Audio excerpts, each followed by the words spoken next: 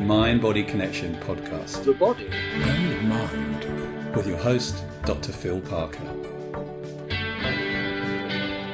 Today, really fantastic to have a very old friend of mine, Dr. David Hamilton, here. Thanks, David, for joining. Most welcome, Phil. Great to be here.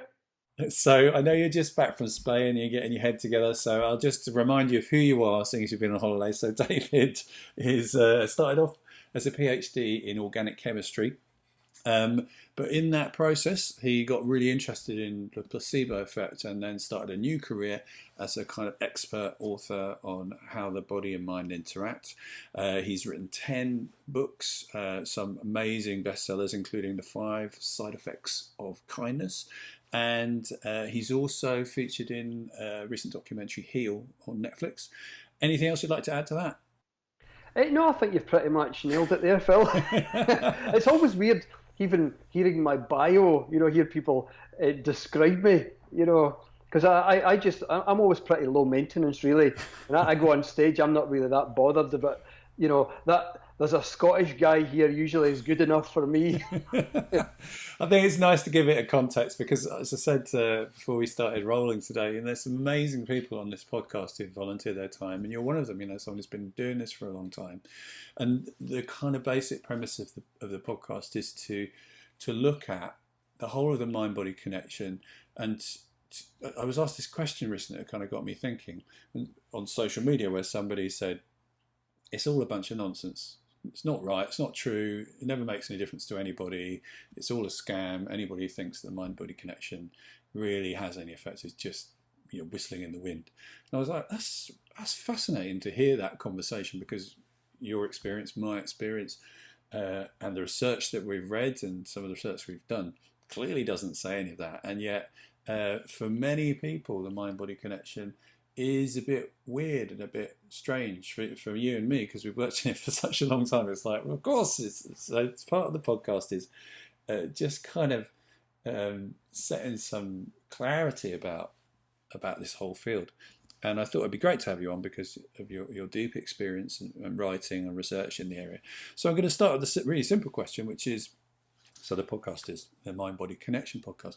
How would you define or describe the mind-body connection? How would you put it in your words? For me, it's the two-way interaction between the mind and the body. So in other words, how you think and feel and what you believe has a physical effect on the body. But by the same token, the condition of the body or how you move and maneuver the body has a physical effect, or has an effect on how you feel and how you think. So it's a kind of two-way street. Can I just jump back a minute, actually, a comical example?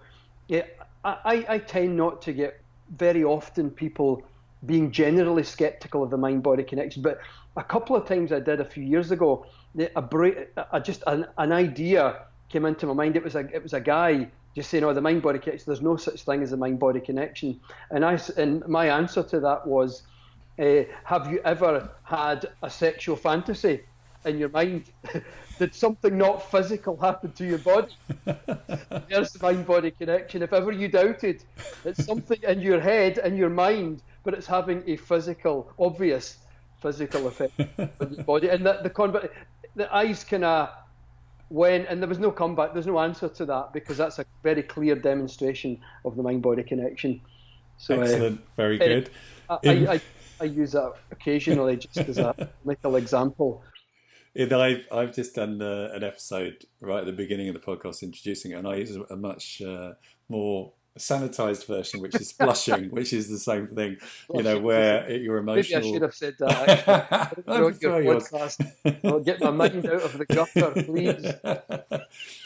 But I think one of the interesting things is so many people have experiences like you mentioned, or blushing, and they forget that that's a really brilliant example of the mind-body connection.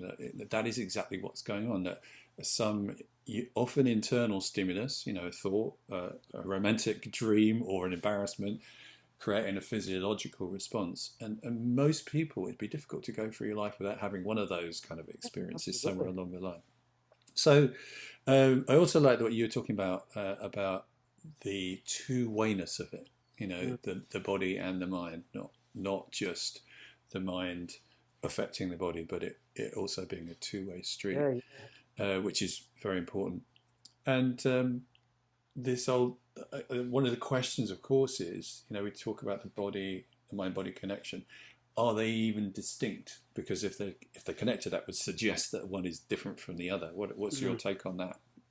I think we have the experience of the everyday experience of mind and body being distinct, but I don't think you can really disentangle them in the sense that each are always affecting each other. So it's like time and space.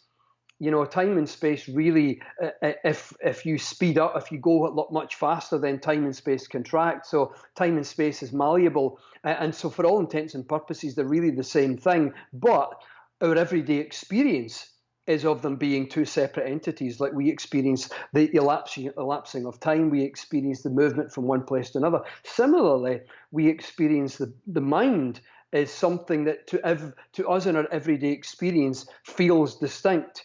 But if you had to pick down into the depths of it, you'll find that maybe they're just two versions of the same thing, and it's just two different expressions, two different ways to look at the same thing. But ultimately, I think they're much more entangled than our everyday experience would have us believe. Whether they are the same thing or not, I'm not entirely sure, but they are certainly very closely entangled, if you want to use that kind of language. Yeah, I think entangle's quite an interesting way of saying it. The other thing that I think is quite useful as a starting point is how would you summarize some of the core ways in which these two things interact? What are the physiological mechanisms going on that are really clear around the mind-body connection for you? Yeah. Well, there's a few. For example, the placebo effect. First, I mean, there has been so much research pinning down how that works. For example, when a person believes, let's say for pain, for example, which is a very well-known example, and very, very similar research with Parkinson's as well, is when a person believes they're receiving a painkiller, but it's really a sugar tablet, it's a placebo, their brain will produce its own natural painkillers. So the brain has natural versions of morphine called endogenous opiates. They're endogenous to your body, they're your own. And so the brain produces its own natural version to deliver the result that you're expecting. Similarly with Parkinson's disease, which has also been well studied in the same context, that when a person is receiving a placebo but believes, for example, apomorphine, which is an actual real Parkinson's drug, people receiving the apomorphine, the brain produces dopamine, but people who believe they're receiving apomorphine, yet it's a saltwater injection, the brain also produces dopamine. So in other words, it's producing what it needs to, the brain produces what it needs to produce to deliver the result that you believe is supposed to happen or that you're expecting to happen. So that's one aspect that's been tied down. Another aspect of the mind-body connection that's well understood is stress. And people tend not to think of this as the mind-body connection. But when you feel stressed, and it's not the situation itself, it's how you feel about the situation. That feeling of stress generates stress hormones like adrenaline and cortisol, which bring about physiological effects on the arteries, the immune system, etc. But the opposite of that is when you feel the feelings associated with kindness and compassion, which we call elevation. Now that generates, I call them kindness hormones. Oxytocin, for example, which acts not only on the brain and on the gut, but it also acts on the arteries and causes a blood pressure lowering effect. And another aspect that's been well understood is when you visualize something. For example, if you visualize moving a muscle, like lifting weights, for example, or hitting a golf shot, or hitting a tennis racket, or even moving your body in any particular way, that if you repeatedly do the visualization, it causes physical structural changes to brain circuitry, which has a corresponding physical effect in the body. And so the brain begins to shape itself through neuroplasticity, but at the same time, the body begins to change in the strength of the muscles, even in the elasticity of the muscles, or the way in which the muscles are able to move compared to previously. So these are different ways that I think the mind-body connection is very, very well understood, really well understood in science, and there's really clear mechanisms for how it actually happens. Brilliant. I mean, those studies are fascinating stuff. The placebo study, I've seen a recent version of that, which I think again was Bendetti, but I'm not sure, who they found that the response was even more heightened if people had already been given the true drug. So they'd had an actual experience of physiological change from the drug.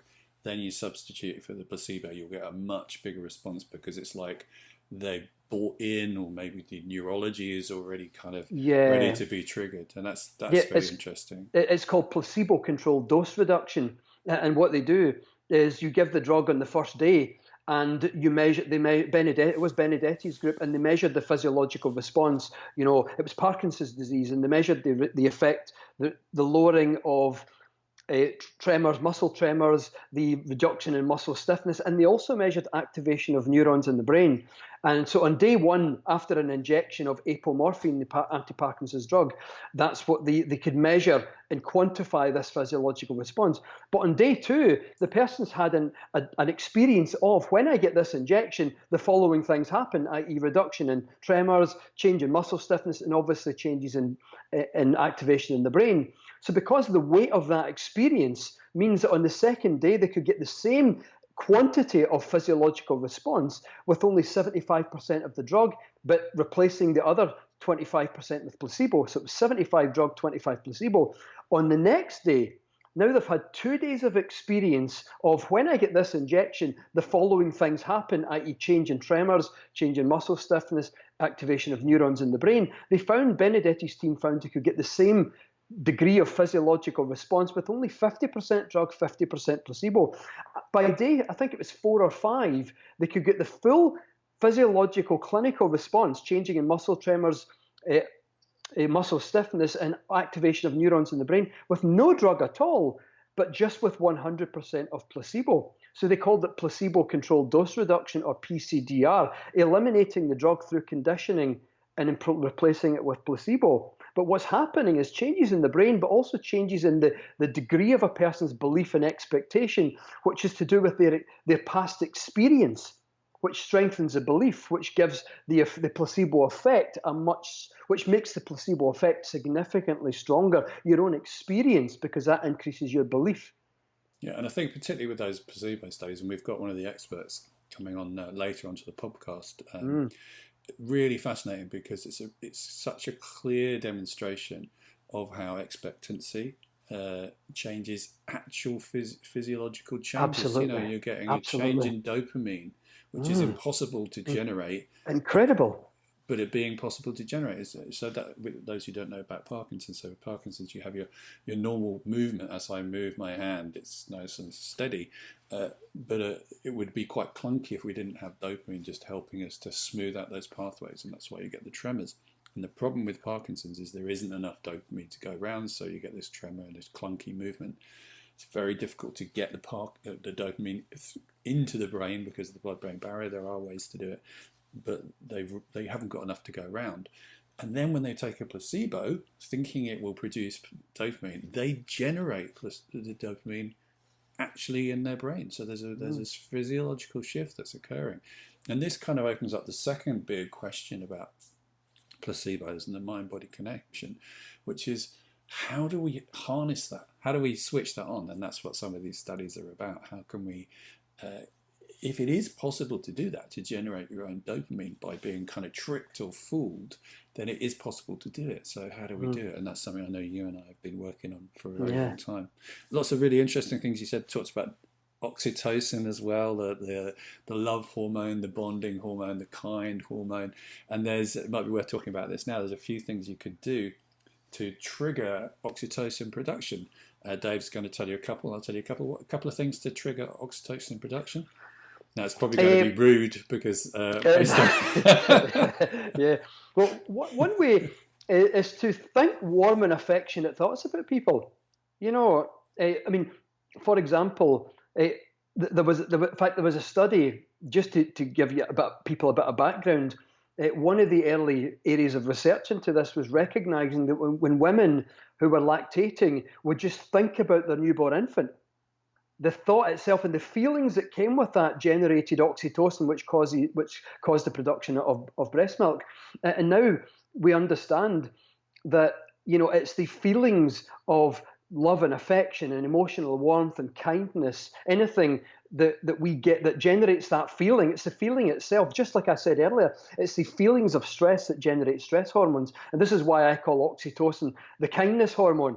To draw that comparison, because the effects of kindness are physiologically, in many ways, physiologically opposite to stress. You know, what stress does, kindness, through how it makes you feel, does pretty much the opposite in a number of different ways that I've kind of charted in some of my books.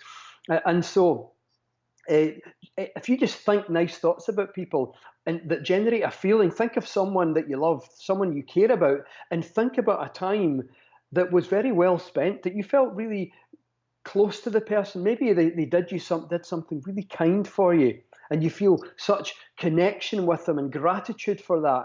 Then you will generate oxytocin.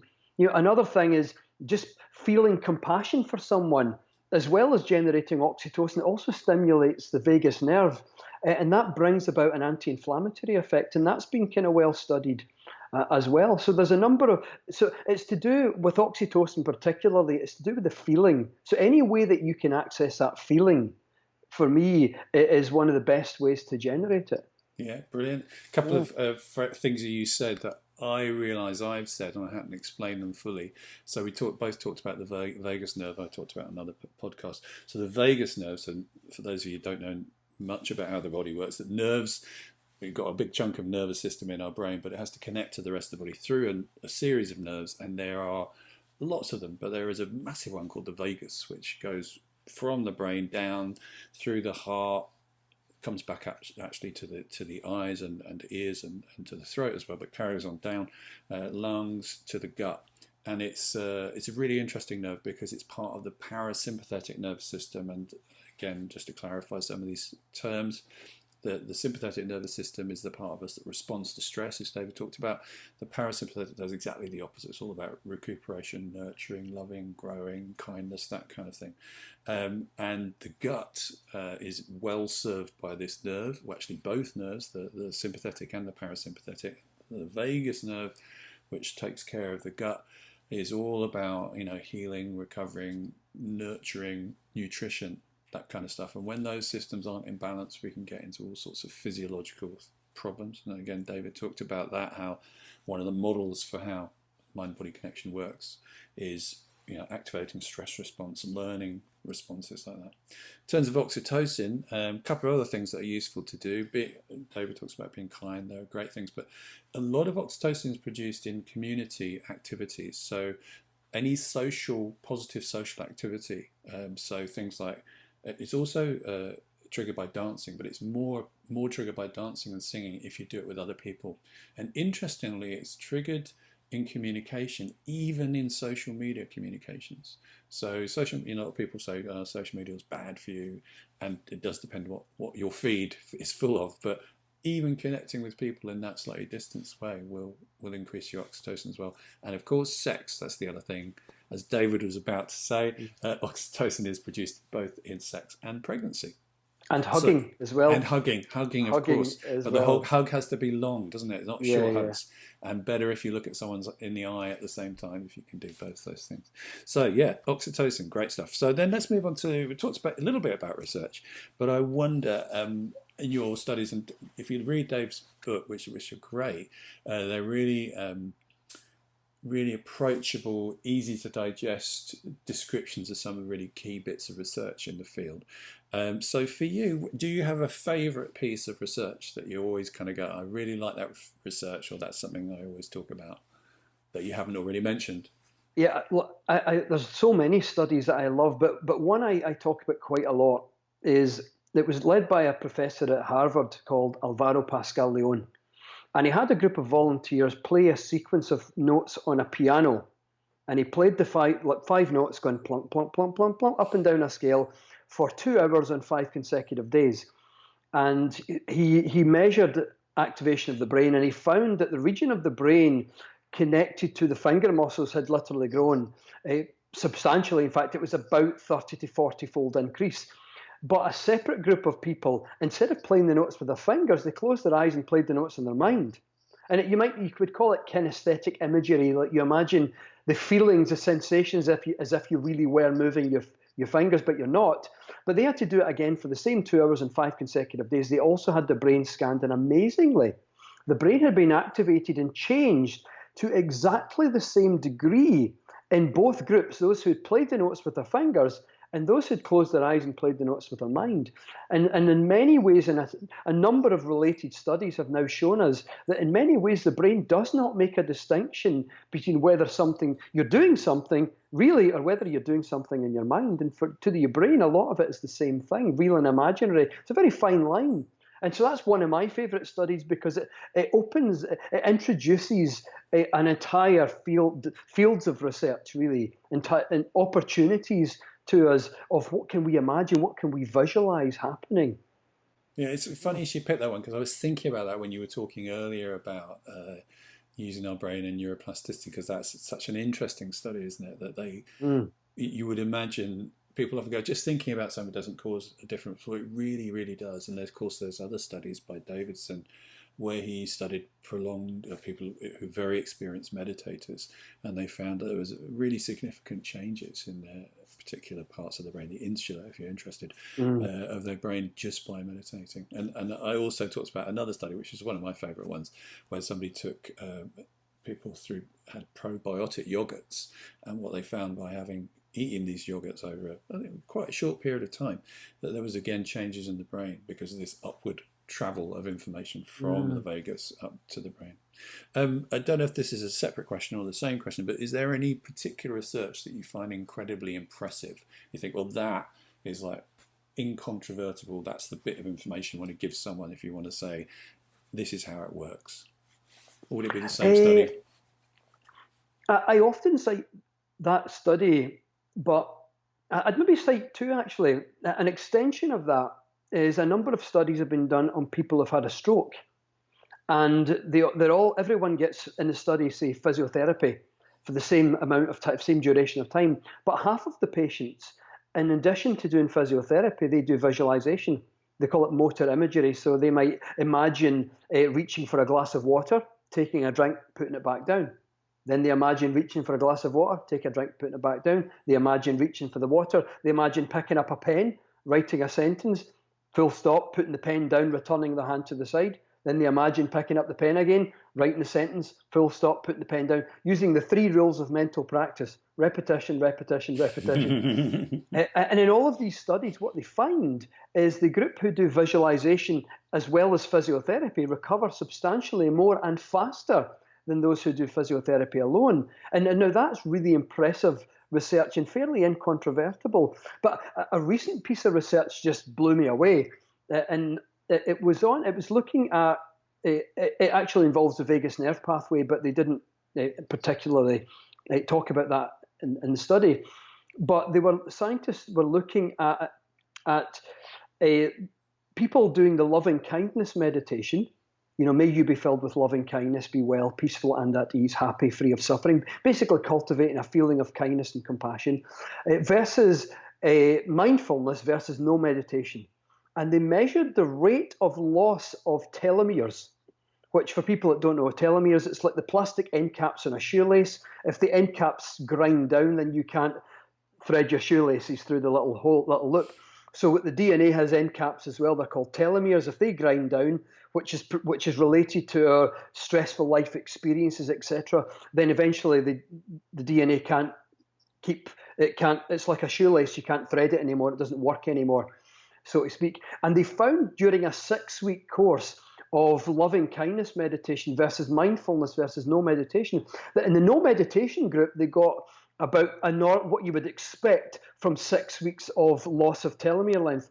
The mindfulness group, it was close to that, although there was definitely a slowing down.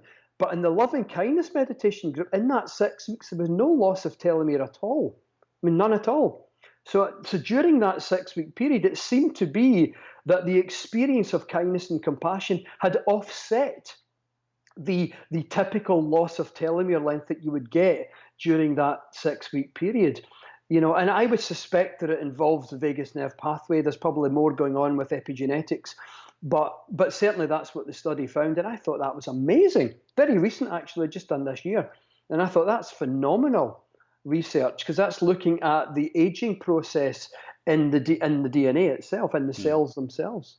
Yeah, really, really fascinating stuff. And going back a couple of studies, you mentioned about uh, mental imagery or motor imagery or kinesthetic imageries and stuff like that.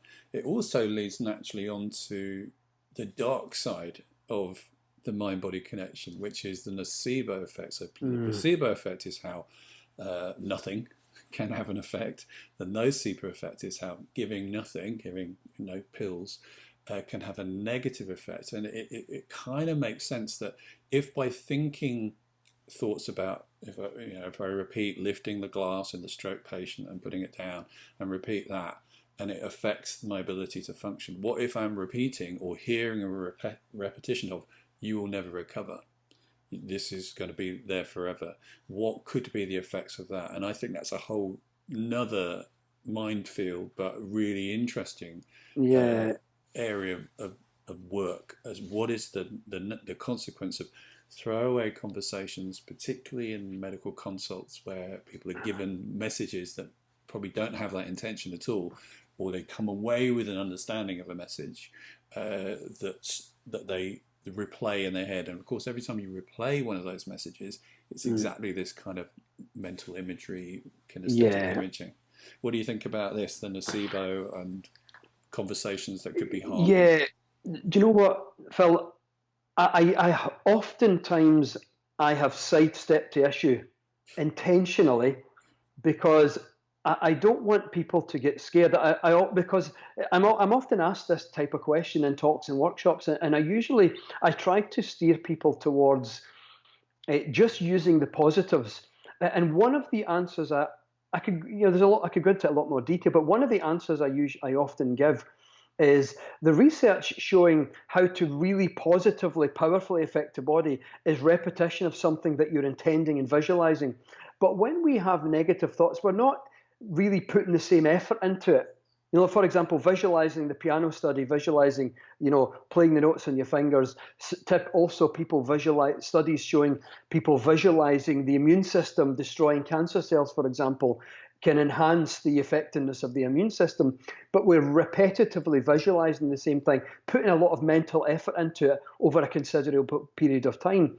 I don't think we tend to put the same effort into intentionally visualizing negative thoughts. They kind of come fleetingly. So what I tend to give as an answer to people, just partly because I don't want people to get scared, is say that when we're actually harnessing visualization, we're putting more mental effort into the positives, intending them far more than we are with the odd negative comment. But what sometimes gets in people's heads is the throwaway comment that this will never work, or the throwaway, especially if it's someone who you respect, like a doctor, for example, or a consultant who said this would never work for you, this is incurable, for example. And those little thoughts get in people's heads, and they sometimes negate some of the good work that a person's doing, only because the person loses belief in what they're doing, and they don't then put the same effort into what they're doing. So I think we need to be careful with any throwaway negative comments. And so for that reason, I tend to often sidestep the issue and put more emphasis on the positives. Does that make sense? Yeah, no, it's a really interesting No. point. I mean, there's one of the later guests is a bioethicist or a medical, and one of the questions I'll be asking them is about things like informed consent. Which is when you have a procedure, they say, I have to let you know before we do this, your legs may fall off, and how important those kind of conversations are, and how we can manage them in the lightning process, which you of course know about. We do look a lot at the conversations people are telling them, because I think expert opinions are massively important. Yeah. But probably the most important opinion is the one we're carrying around in our heads, or that we keep on dipping into. Yeah. And unfortunately, I think if people have a strong symptom like pain, they probably will be thinking about it quite a lot. And the neuroplastic function, and for those of you who don't know about neuroplasticity, it basically means the more you use a bit of nerve wiring, the stronger it gets, the more powerful it gets. So there's some interesting studies. I don't know if you've seen them, of Thomas Weiss, who's done fMRI studies of people, and they're giving a deck of cards, and they're shuffled, and some of them like grocery items, and some are the words pain or intense or burning. And every time they pick up a grocery card, there's not much activity in the brain. But whenever they pick up a card that says pain and read it, you see this kind of activation of certain areas that are linked to processing of pain. Wow. So it's something that I think when people have got into a developed pathway, it's something that we do need to be careful of. Yeah. But yeah, there's also some researchers we've got coming on who have specifically looked into the placebo effects within studies. So it'd be interesting to have a chat with them. But I think your answer is very interesting. I think the whole thing about placebo, nocebo, and mind-body connection is it's about empowering us. It's like if we can understand that these things have an effect, then we can do something about it. We're no longer the victim of these dropped conversations. We can go, oh, okay, I choose not to buy into that conversation. I often direct people to, podcasts or books or talks, anything that will increase their belief in the mind-body connection. And I think it's important for people who maybe need a wee bit more belief is to, listen to your podcast, for example, watch YouTube videos, read books on this stuff, watch other kind of stuff. Because the more information you get, the deeper your own belief becomes. And then it can overrule some of the negative opinions that we might take on.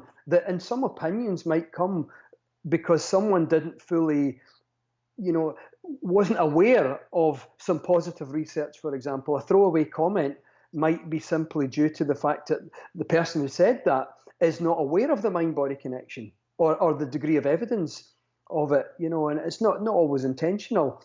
But so I often direct people to positive stuff to reinforce. And this is why when I do talks and workshops, I share a lot of research studies in very simple terms, but I share a lot of them for the sole purpose of giving people faith in themselves. That if you use these techniques, then this is what you're capable of doing. And it's really just to give them belief in themselves, faith in themselves, so to speak. And one of the things I often hear patients say is, my doctor told me nothing could be done for me, and really getting clear that there's a distinction between nothing can be done and I've run out of effective tools that I can do anything for you with. And I think that's an interesting conversation to have, because there can be, as you say, people know what they know, and there's a whole chunk of stuff they don't know. It's not their speciality. They don't have to know that stuff. And just recognizing there are other tools that may or may not be useful, but to explore them from a starting point of, well, let's see. Which brings me on to the next conversation, which is about your experience of the mind-body connection. So is it always been the case that this has been part of your life, or did something happen? Tell me a story. Well, actually, Phil, when I was a child, my mum had postnatal depression, or postpartum, as they say in some other countries. She had postnatal depression, not after I was born, but after my youngest sister was born. This was in the mid-1970s. And my mum developed postnatal depression. It wasn't fully understood at the time, not as well as it's understood now. And one piece of advice my mum got from a psychiatrist was to give yourself a shake. Now, asking a woman with postnatal depression to give yourself a shake is like asking someone with a broken hip to run it off. And it gave my mum the impression that she was weak. And my mum took that on board as if that every woman feels this way, but I'm just a weak person, that I'm just not able to manage. And my mum felt, it led into a lot worse than it actually needed to be. And I wanted to help my mum. And this went on for years. My mum was admitted to hospital a couple of times, just literally being ill. And I remember I was about 11 years old. I'd just started secondary school, and I was in the library and a book fell off the shelf. And this is going to sound really corny to a lot of people. Now, I don't know if the book fell off or I bumped it or something, but the book fell down, and it was called The Magic Power of Your Mind by a gentleman called Walter Germain. I had a strong instinct that could help my mum. So I picked it up, I put it in my bag, and I left. I didn't know you're supposed to join the library. I was only 11. I'd borrow the book. We still have it. But it didn't cure my mum's depression in a day. But what it gave her was tools and strategies that were able to help her navigate a course through some of the most difficult days.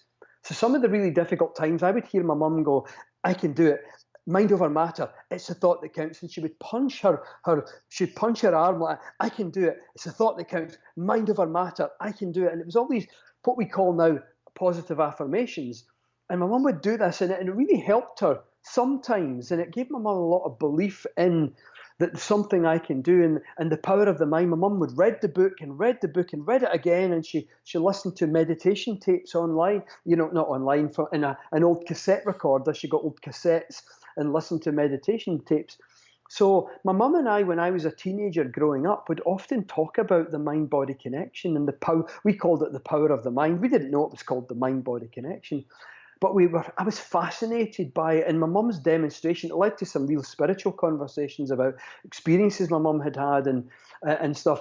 And so when I ended up working in the pharmaceutical industry, during my PhD, on the side, I was reading a lot of books about the power of the mind, and whatever books were available. Norman Vincent Peale, The Power of Positive Thinking, Jane Roberts, The Nature of Personal Reality, these types of things.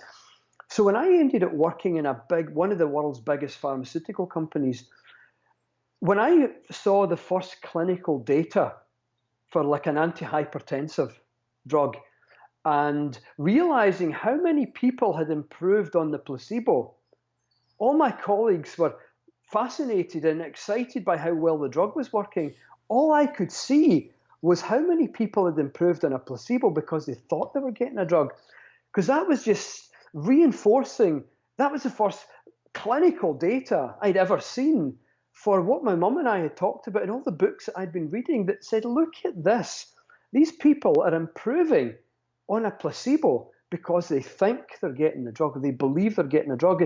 And that for me was a paradigm shift, taking stuff that I had talked about with my mum and read about in books. And here I was looking at data myself, going, whoa. And so I think if it hadn't been for my experience with my mum and the book falling off the shelf and all the conversations, the hours and hours and hours of conversations my mum and I would have that prompted me to read all these books during my time doing my PhD. I didn't read novels in the evening. I read books about the mind because that was my interest, because that's what my mum and I talked about. If it wasn't for that, I think my life would have taken a different path, and I don't think I would have found the placebo effect quite so interesting. Certainly not interesting enough that I would resign from my very well-paid job after 4 years and with a dream to write books and educate people on how the mind and emotions can impact our health. I don't think, if you wanted me to tell you a story, that's my story. I don't think my life would have gone the way it did had that not happened with my mum, mum and I having these conversations. Well, I think, for many researchers, the placebo response in your control group, the guys who aren't getting any of the intervention, is a bit annoying, because statistically you've got to then factor that out of both groups. And so many researchers, statistically find the placebo effect difficult.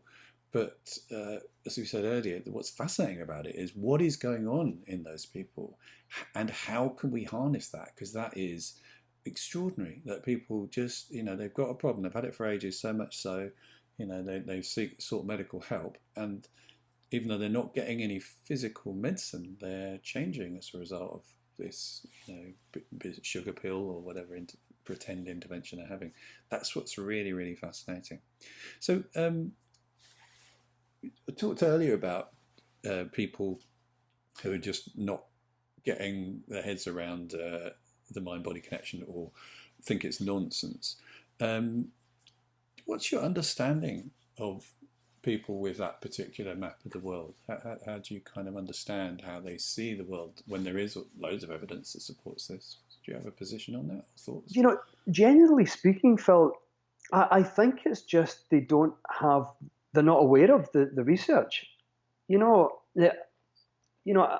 I've met a number of people, even a lot of professional people, and it's not that they disagree with it, it's just they're not aware of the research, or the research doesn't sound believable, it doesn't sound possible.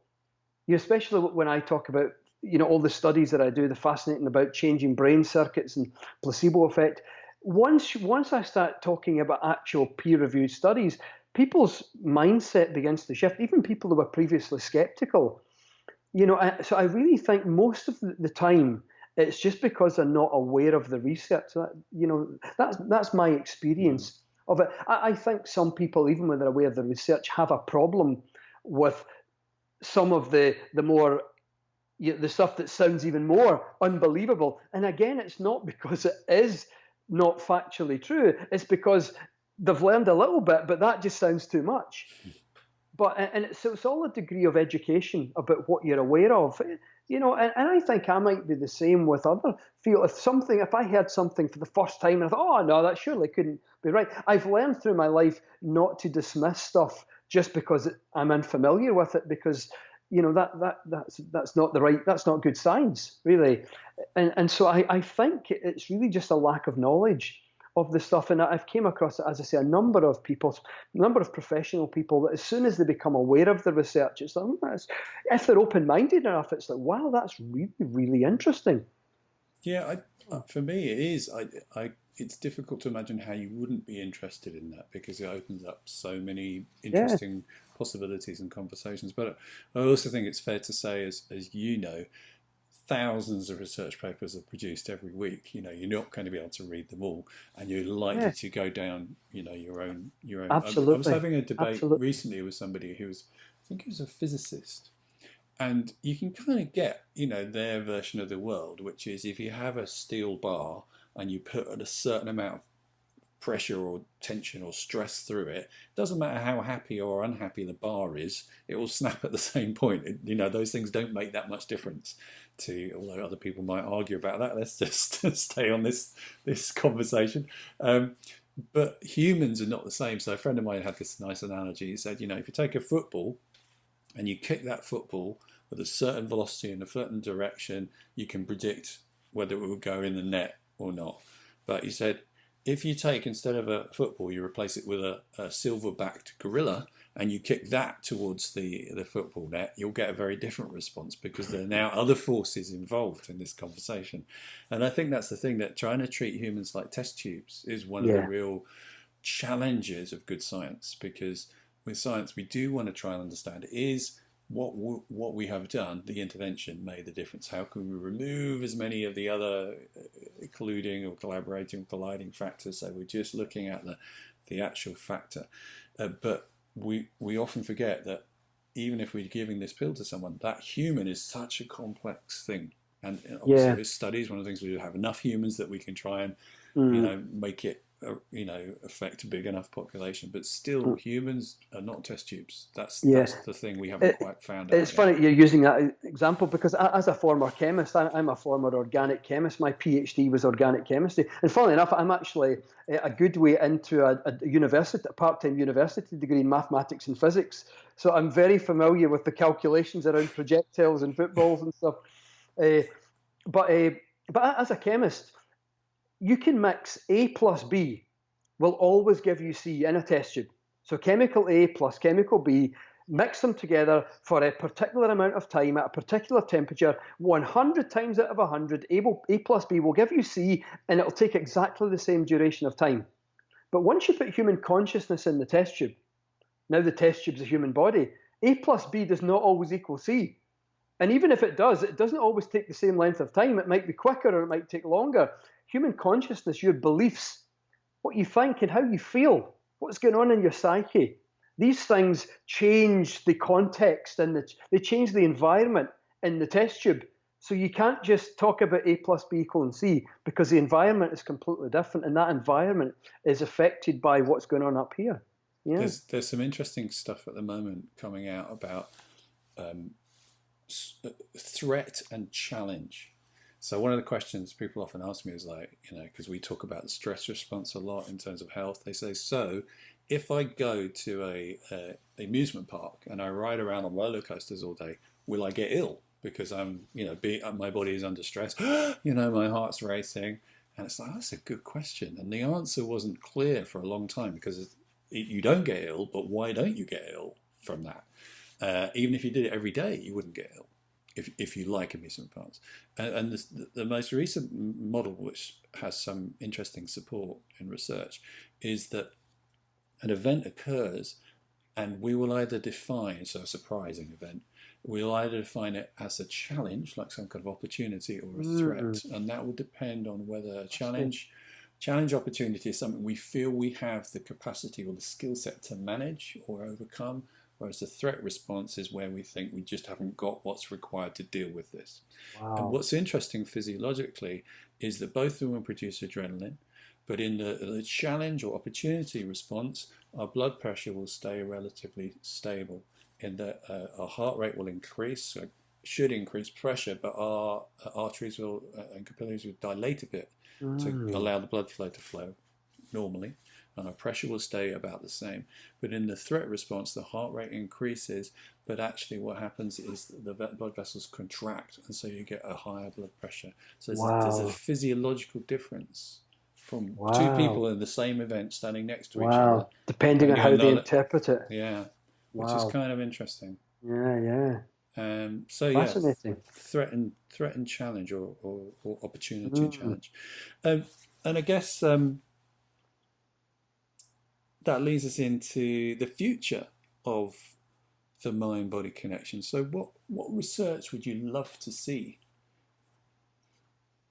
For me, I would love to see far more research on using visualization techniques and charting particularly what happens in the body. I mean, there's been some really exciting research on women with employing women who had breast cancer, all of whom, were getting treatment as usual, which was chemotherapy, radiotherapy, and/or surgery.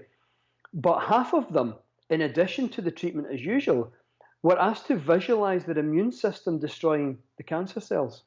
So many of them would visualize the immune cells like little piranha fish swimming through the blood vessels, chomping down and destroying cancer cells. So they would see the cancer cells getting smaller and smaller until they disappear.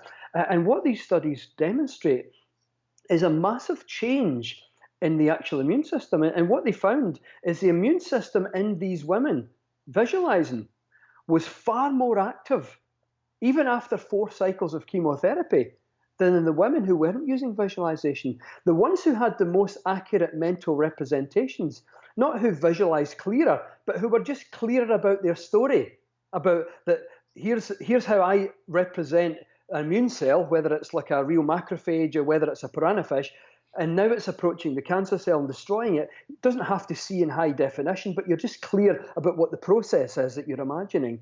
The women who had the clearest mental representations fared better. They had a higher clinical response to the treatment as well. So I would love to see much more research looking at different visualization techniques applied to even serious conditions, not instead of medicine, but in addition to medicine. Just like what they did with the cancer study. A bioethicist, for example, would probably find that interesting. It's not visualization instead of treatment. It's treatment plus visualization compared with treatment as usual kind of thing. And so I would love to see visualization techniques being applied to lots of different conditions and figuring out from research the best way to visualize different conditions. And what types of visualizations might be more effective? Like, should we always visualize the immune system, or could we approach the same disease by visualizing something entirely differently, but visualizing a different mechanism, for example? You know, if I was an academic, I would be studying the different aspects and pinning down the different mechanisms. And you know, I've collected a lot of data myself, but anecdotally, I suppose, from just chatting with thousands perhaps of people over 15 years of giving talks and workshops, and I see patterns myself. But if I was an academic, I would study it in a lot more detail, looking at the actual substances and the mechanisms involved, just so that we can figure out the best way to approach different conditions and exactly what happens in the body, and studying the degree of effect that you get from visualization. Yeah, I'd love to see a whole integrated model, The future for me of medicine is integrative, bringing in diet and lifestyle, managing stress, visualization, sleep, as well as medicine, allopathic and alternative medicine, bringing in healing as well as research on Reiki, for example, randomized controlled trials showing that it reduces pain, for example. So there's a lot of fantastic evidence, and I'd love to see it all coming together to a more holistic model, really. That's interesting, because that's predicted that question I was going to ask you, which is, what is the future of healthcare? Is there a different place to go? And I think there is. I think, we know with the NHS that in the UK certainly, there isn't a bottomless bucket of money to throw at it, and we need to think, well, what can we do that is cheap, free, easy? And I think there's been some interesting conspiracy theory conversations about research hasn't been done into things like fasting very much, or placebos, because nobody makes any money from it. But I think there are bigger conversations, which is, how do we get the best healthcare for the most people with the least amount of cost? Because with the aging population and all the rest of it, we need to rethink this. So that's very interesting. And then I think finally, unless there are any other major things you'd like to add to this conversation you don't think we've covered, is to move towards a tip or a skill or a guided visualization you would like to talk people through to finish the interview. In terms of a tip, if I was to give a tip, I think one of the best things that you can do for your health in terms of using the mind-body connection is to be aware of your thinking, and try to direct more of your thoughts kindly towards people. So that as often as you can throughout the day, you can generate a warm sense of friendliness, kindness, compassion, understanding, patience, a warmth towards people. And that's not that difficult to do if we just notice what we're thinking about, just at random times during the day. And I think that's one of the healthiest things a person can do, in a number of different ways, obviously for the oxytocin, but for a number of different reasons for how the mind affects the body. I personally feel that's one of the healthiest things we can do, is just direct more of our thinking towards thinking nice things about people, just being patient with people, being willing to understand, reaching out and connecting with people, even if it's just in your mind. Physically, great, but even if it's just thinking appreciative of someone instead of judgmentally about someone, being patient in your mind with someone instead of being condemning or critical, being willing to understand rather than to always judge. And I think that's a little shift that we can all make in varying degrees. And with a little bit of work, I think it's one of the best things a person can do for the mind and for the way that their mind then impacts their body. And also, of course, if you do that, not only will it affect your mind and your body, but by being nicer to other people, it will also influence them at the same time. Absolutely. Yeah. Brilliant. Well, thank you very much, David, for spending your time with us, talking about this stuff. Really interesting. It's been a pleasure. Could have talked for hours, I think, but we just about managed to keep it to about 52 minutes. That's very good. So, anything else you'd like to add? Anything you want to say, or where can people get in touch with you? We pretty much covered a lot of bases there, Phil. Well, online, on my website is drdavidhamilton.com, and you can access all my social media channels from there as well. I'm on Facebook, Instagram, Twitter. I'm quite active on the social media as well, so you can interact with me in a lot of ways, really.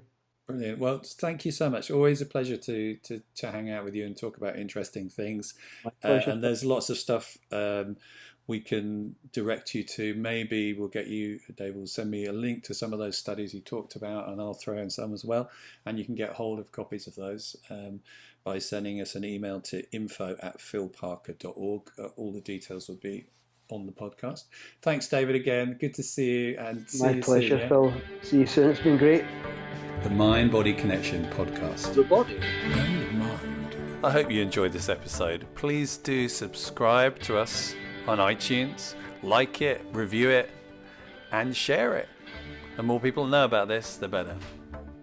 And don't forget to join our podcast mailing list by going to philparker.org/yes, and you'll get extra stuff, bonus material, and program notes. See you there.